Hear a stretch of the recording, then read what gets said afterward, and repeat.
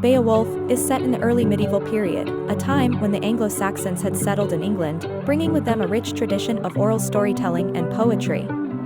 The poem reflects the values, social structures, and warrior ethos of Anglo-Saxon society, along with its pagan beliefs and the gradual influence of Christianity.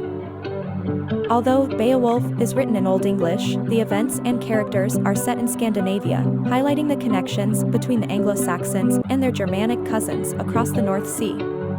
The poem draws on historical and mythological sources from this region, reflecting the shared heritage and cultural exchanges among the Germanic peoples.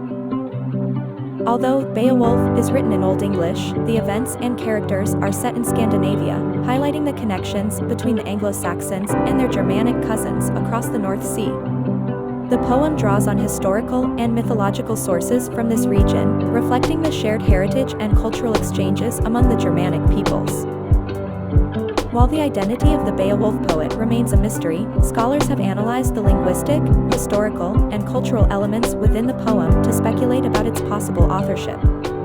The poet was likely a member of a monastic community or a courtly minstrel, possessing extensive knowledge of Christian theology, Anglo-Saxon and Scandinavian history, and the oral epic tradition. Beowulf, a noble warrior from Geatland, modern-day Sweden, arrives in Denmark to aid King Hrothgar, whose mead hall, Heorot, has been under attack by a monstrous creature known as Grendel. Beowulf boasts of his previous victories and offers to defeat Grendel without weapons. Beowulf confronts Grendel in Heorot, engaging in a fierce battle. He defeats Grendel by tearing off the monster's arm with his bare hands, driving the creature back to his marsh to die. The Danish people celebrate Beowulf's victory with a feast, and he is lavishly rewarded by King Hrothgar. Grendel's mother seeks revenge for her son's death and attacks Heorot, killing one of Hrothgar's trusted advisors. Beowulf vows to defeat her as well and dives into her underwater lair, where he engages in a deadly battle. With the aid of a magical sword found in the lair, he decapitates Grendel's mother and returns triumphantly.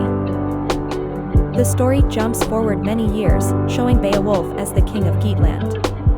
His peaceful reign is shattered when a dragon, enraged by the theft of a treasure it was guarding, begins ravaging Beowulf's kingdom. Despite his advanced age, Beowulf decides to fight the dragon to protect his people. In the final battle, Beowulf is fatally wounded, but with the help of a young warrior named Wiglaf, he manages to kill the dragon. Before he dies, Beowulf requests that a barrow be built in his memory on the coast, so sailors can see it and remember his deeds. The poem ends with Beowulf's funeral pyre and the mourning of his people, who fear the future without their brave and noble king.